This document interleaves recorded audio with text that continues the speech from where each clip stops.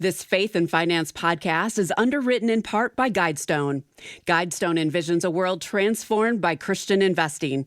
Through screening, corporate engagement, and impact investing, our investment strategies allow investors to be more proactive with their investment dollars to make a meaningful difference in the world while preparing for their financial future. Learn more at guidestonefunds.com/faith.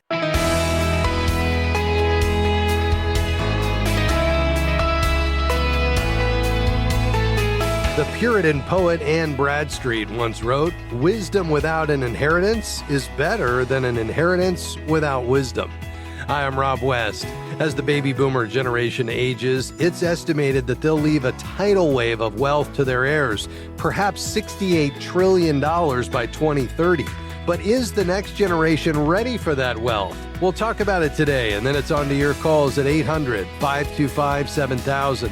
That's 800-525-7000. This is Faith and Finance, biblical wisdom for your financial decisions. Well, you can tell that Anne Bradstreet read her Bible back in the 17th century. She was no doubt inspired by Ecclesiastes 7, 11, and 12, which reads, "Wisdom is good with an inheritance, an advantage to those who see the sun. For the protection of wisdom is like the protection of money, and the advantage of knowledge is that wisdom preserves the life of him who has it." So while boomers make the greatest wealth transfer in history, research shows they're not preparing the next generation to manage that inheritance. The investment giant Edward Jones recently published a study on this issue. It found that half of all Americans, or 48%, plan to leave an inheritance. Half will leave money and property to their children only, and 36% will leave assets to their children and grandchildren. That much is good, but the next set of numbers is troubling. The study also found that only 27% of Americans have talked about wealth transfer with their heirs-to-be, and another 35% actually said they don't plan to. That will leave millions of millennials and Gen Zers in the dark about the assets they'll inherit, many of them without the wisdom required to manage them. Experts say it's more important than ever for families to discuss wealth transfer and to seek professional guidance when necessary. Other factors come into play as well. While generational wealth transfer as a whole will be the highest ever, some future heirs may not receive as much as they expect. That's mainly because people are living longer. Boomers may consume more of the assets they've saved up than previous generations. That's due in large part to the ever-increasing cost of health care, which the elderly need more of. This is likely to affect how assets are passed along, and in fact, the same study found 4 different ways this may happen. The first is traditional giving. That's when parents simply pass along their assets to children, including cash, stocks, and real estate. Children need to ensure their parents are utilizing a sufficient amount of their assets to ensure a healthy lifestyle. In contrast, parents must start talking to their adult kids about transferring those assets. Another approach the study uncovered could be called giving while living. This is when the older generation helps the younger by paying for education, helping to purchase a home, and maybe even paying for vacations. The younger generation may wonder if there will be anything left to inherit and whether they'll have to support their parents financially in retirement. Having an early conversation about assets can alleviate those concerns. Another form of wealth transfer you may see more of is the generational skip, which is exactly what it sounds like. Boomers may elect to give their assets directly to grandchildren to help with education, to start a business, or to set up investment accounts. Here at FaithFi, we get many calls from folks wanting advice on how to help their grandchildren get started in the world. The Edward Jones study found that 1 out of 4 respondents believes their grandchildren will be better stewards than their children. Here, it's critical to have a money conversation with the children who are skipped over to avoid damaged relationships. Finally, some millennials and Gen Zers may find there's nothing left to inherit. Longer living spans may force the older generation to use up their assets, leaving little or nothing for the next generation. It's generally advised that retirees draw down only 4% a year to safeguard the principal of their investments, but for some, that may not be possible. So what's the solution? Well, boomers need to start talking to their adult children about wealth transfer. They must pass along the wisdom they've gained over the years that enabled them to acquire and keep wealth. Family conferences are great for this. You can even bring a financial advisor to MC the discussion. We recommend getting one with the Certified Kingdom Advisor designation. One conference probably won't be enough because things change over time. The goal is to prepare your kids to be faithful stewards of whatever is left to them. They need to understand that God owns everything, and they're expected to manage an inheritance wisely. They're expected to provide for their families and cheerfully give back to God. If you need help with this, we recommend connecting with a certified Kingdom Advisor, which you can do at faithfi.com. Just click Find a Professional. All right, your calls are next, 800-525-7000. We'll be right back.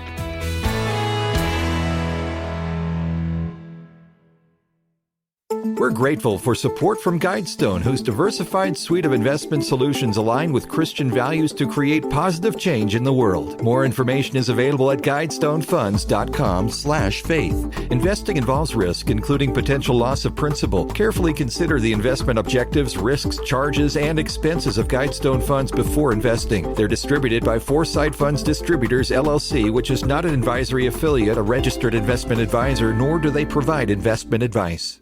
Have you ever wondered where your money goes when you deposit it in a bank? Christian Community Credit Union believes in helping advance God's kingdom through everyday financial transactions. For over 67 years, they have provided values-aligned banking solutions to thousands of Christians and ministries. Consider Christian Community Credit Union as your banking institution by visiting joinchristiancommunity.com. Membership eligibility required. Each account is insured up to $250,000. This institution is not federally insured. Thanks for joining us today on Faith and Finance. I'm Rob West. Well, in just a moment, we're going to begin taking your calls and questions today on anything financial. So now's a great time for you to go ahead and call, get in the queue, and we'd love to hear your question today. Again, that number, 800-525-7000. Lines are open. You can call right now. Let's begin in Idaho today. Maureen, you'll be first up. How can I help? Yeah, hi, Rob. First of all, thank you for your ministry. Over the years, we have learned so much from you. It's been just wonderful. Well, thank you. Anyway, we have a friend whose son is in a lot of trouble. They are leaders in their church, and years ago, he got a young girl pregnant, and he had thought the right thing to do was to marry her, which he did. And over the years, she has been just really very, very sick. And she just died 2 weeks ago, and he is left with a mountain of medical bills. Anyway, just overwhelmed. And he's moved into depression at this point. Like, he doesn't know what he can possibly do, possibly bankruptcy. But if there's any other better solutions or any wisdom from you that you could guide us or guide me to a certain answer for this. Well, my heart breaks, Maureen, for this situation. I know this is really challenging. I'm so thankful that you all are walking alongside him. The good news is, with regard to medical bills specifically, those can, of course, be negotiated down. You know, medical providers are very willing to work on payment plans and, perhaps even forgive a portion of it. I think, secondly, just based on the new rules and regulations as of 2023, it's much less likely that these, even if they go into a collection status, are going to end up on a credit report. There's been some recent changes that have removed and are preventing medical collections from ending up on credit reports, just because often there's so much discrepancy around, somebody's thinking that insurance is supposed to pay, and the insurance company thinks that the person receiving the care is supposed to pay, and all of that has been damaging credit reports, and in some cases inadvertently or unnecessarily, and causing harm to folks trying to, seek a loan or something like that. So there is some good news there. And I think clearly, if he can get on a plan and know that he's working towards something and making progress, hopefully that'll take some of this weight off that is causing other issues. And I can certainly understand why, because he's got a lot on him right now. What is his status with regard to his ability to pay? I mean, does he have a steady income? Oh, yes, he does, but it's nothing to put up on the flagpole. It's just an average income, and he's a manager of a restaurant. But every penny, every nickel is going into thousands of dollars per month, paying off medical bills. Yeah. And has he engaged in a process to try to negotiate them down and work with them? No. She just passed about 3 weeks ago. And I was talking to his mother, and I'm going to be calling him and talking to him directly. And I thought, gee, it'd sure be nice to have your guidance and just see if there's anything, because he's just gone into a major depression, wondering how on earth he's going to dig himself out of this hole. Yeah. Well, I think that's the key, is to lean into this. And, as he calls the billing department, and really is pretty transparent with them about what he's gone through, the fact that he can't afford the full amount right now. Is there a way to lower the balance? I think anything he can do to research, fair prices. There are tools out there like Fair Health Consumer and Healthcare Blue Book, where you can look up average costs. It could be that some of these were charged beyond that price, and then that would give him an immediate amount to ask for those bills to be knocked down to. If he has the ability to settle for a lower amount, that's great. If not, I think being able to get on a repayment plan, would be something that could help make progress. And a lot of times they're willing to work interest-free, and they'd be even willing to spread it out as far as a year.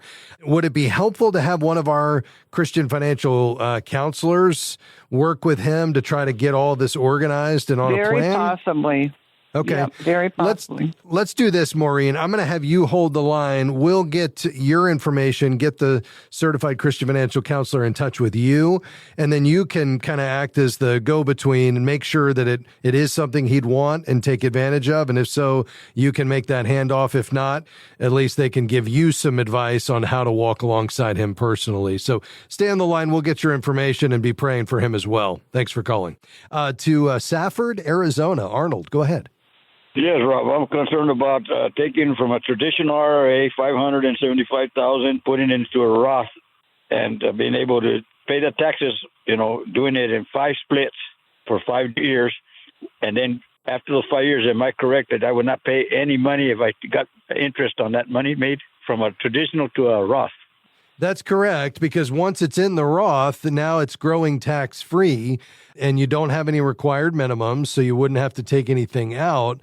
I guess the only question would just be, are there other ways to get that money out without ever paying any tax? Because you're going to have a pretty steep tax bill, adding $100,000 a year for the next 5 years that would now be subject to federal and state income tax.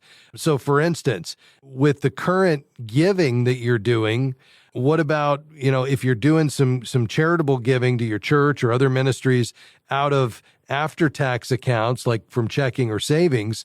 What if you replace that with money from your IRA through a qualified charitable distribution, and then, you'd get that money out without ever paying tax on it?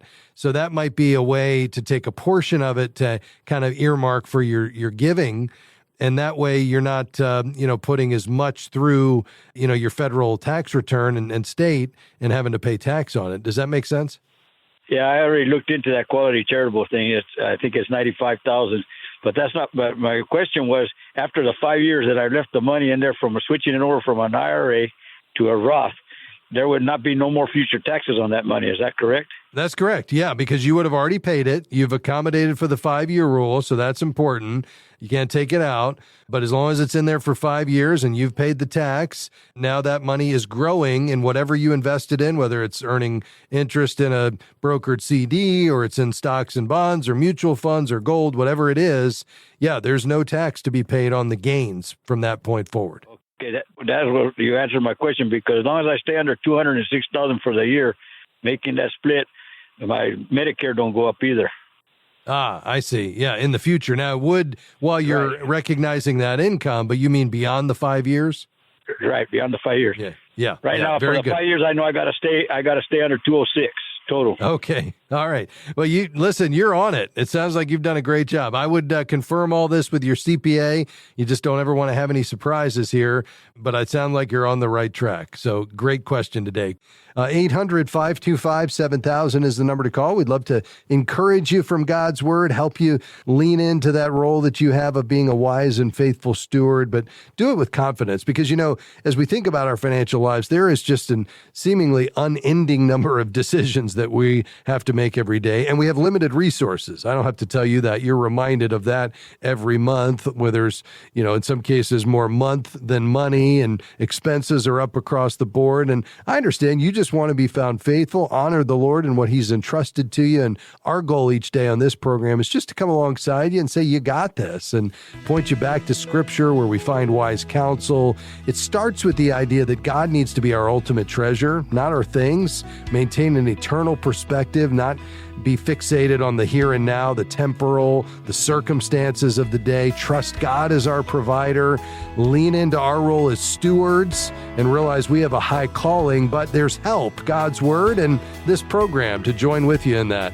Back with you more questions after this. Stay with us.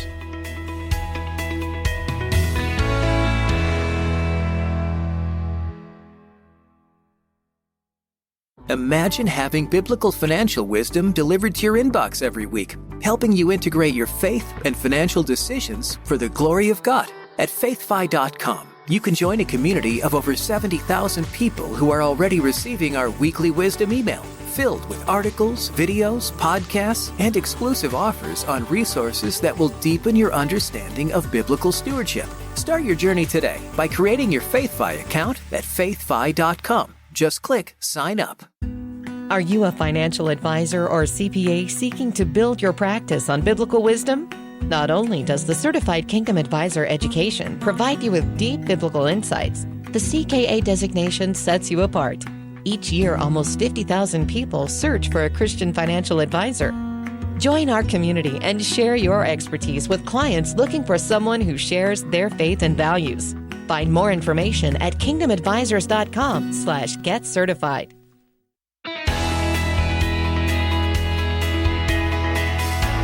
Hey, great to have you with us today on Faith and Finance. We're taking your calls and questions today. The number to call, 800-525-7000. That's 800-525-7000. You can call it right now. In the news today, if you receive a strange text from an unknown number offering an investment opportunity, delete it immediately. The latest cryptocurrency fraud report released by the FBI actually shows a massive increase in these particular scams based on the latest data, which only covers up through 2023. Listen to this. Crypto scam complaints totaled almost 70,000 that year, with $5.5 billion in losses. That's a 45% increase from the year before. These scams often begin with seemingly harmless messages that lure you into clicking a link or sharing sensitive information. Once you're hooked, they can steal your money through fraudulent cryptocurrency investment offers and get you to reveal personal financial information, which they then use to steal your identity. If this sounds familiar, it's true. These types of scams always seem to present themselves the same way: through a link in an email they're asking you to click, through a phone call somebody's asking you to reveal personal information. It just has a different wrapper on it, if you will. This latest one is around crypto investments. So to avoid falling victim to this particular type of scam, regardless of how it's masked, always verify the source of a text or an email. Better yet, if you didn't initiate the conversation, just delete the email or text. Never click on a link. It's true that some people have made a lot of money investing in crypto, but others have lost a ton. So on a second note, separate from this fraud alert, is just this idea and a reminder, especially with as much press as it's getting with Bitcoin kind of through the roof at the moment. Just be really careful when it comes to crypto investing. The technology behind cryptocurrency, blockchain, is not going anywhere. There's a wide range of uses for it. You're not going to see it go away anytime soon. In fact, I think it's going to become a bigger and bigger part of our economy. But investing in crypto is highly speculative and extremely volatile. I would say You'd want to stay probably with Bitcoin only at this point, and it's really only for sophisticated investors. And even at that, I would say it's in the most speculative portion of your portfolio. Probably that maybe 10% you would allocate to speculative types of investments, and only a portion of that. So just be really careful there. Don't get lured into a get-rich-quick philosophy. Remember the Bible's approach to investing, sure and steady. It's what the Bible calls steady plodding. I think that's a much better approach when it comes to investing. So hopefully that's a good reminder for you today. All right, back to the phones. Minneapolis is where we're headed next. Hi, Bob. Go ahead. Yeah, hi. My wife is now in a memory care and so forth. I have a documentation from a neurologist. She had an MRI, about a year ago or so. Are there any chance of getting any medical deductions on taxes when you have documentation from the neurologist? Yeah, it's a good question. And, I think it's possible, but probably won't be easy. First off, the care given to your wife would have to be medical in nature to be considered medical instead of personal. The services would have to be, required by a chronically ill individual and then provided according to a plan of care prescribed by a licensed healthcare practitioner. And then the expenses would have to be at least, I believe it's 7.5% of your adjusted gross income, and you would have to be able to itemize your deductions in order to be able to recognize that. So the total amount of the deductions would have to be greater than the standard deduction. So I would say with something like this, Bob, it's important that you check with a tax professional just to see if there is anything specific to your situation that could be claimed. But it's not going to be easy. It is going to have to meet those criteria I mentioned, and it's going to have to be significant enough that it gets above the standard deduction. I'll show the documentation to the tax person. One more question. 40 acres of the farm was sold to help pay for the health care and the broken health care system we have. You probably know that. Yes. There's probably going to be a farm tax on that in Minnesota. They're going to hit that sale for about $297,000. So there's going to be tax on that in December. Yes. And you're wondering what that tax would be? Yeah, I don't know what it would be. Yeah, but, again, that's where a CPA, anytime you have something significant that's outstanding like this, that's unusual, certainly the time to get professional tax advice. If the farm had been a long-term holding more than a year, the sale would generally result in capital gains, which would be, either 0, 15, or 20%, depending on your income. And then, there is, if it was used for business, so used for farming, the sale, might fit under a different qualification. And so you'd need to understand that because any losses could be deductible against ordinary income. And then, it gets pretty complicated beyond that because you may have to, if you claim depreciation on farm assets, the IRS would require you to recapture those. So I think, getting with your CPA on both items would be a great next step. Yeah, that land has been in a trust for many years, so I don't know what the cost of the acres. The selling cost was about $7,500. So I don't know. That I see. Land goes way back in a trust with other sisters. Yeah. So you're going to need to establish that cost basis and, acknowledge that. I mean, any improvements or selling costs will increase that cost basis, but it's likely going to be resulting in a capital gain.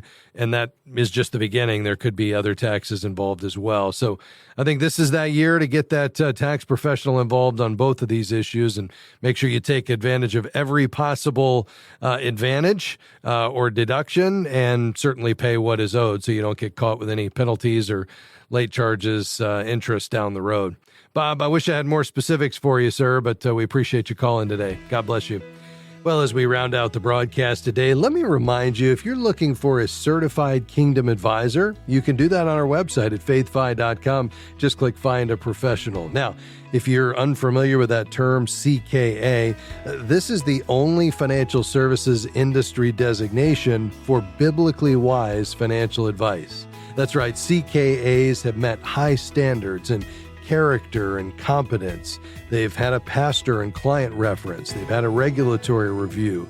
They've met significant experience requirements as well. And you can have confidence when you choose a CKA that you're choosing a financial professional that shares your values as a Christ follower. If you'd like to find a certified Kingdom advisor in your area, just head to our website. Again, that's faithfi.com. and click Find a Professional. You'll find CKAs in 5 disciplines: financial planning, investments, taxes, insurance, and estate planning attorneys. faithfi.com. Just click Find a Professional. Well, that's going to do it for us today. A big thanks to my team, Taylor Stanrich, Amy Rios, and Tahira Haynes. For the entire team, I'm Rob West, and we'll see you next time here on Faith and Finance. God bless you. Faith and Finance is provided by FaithFi and listeners like you.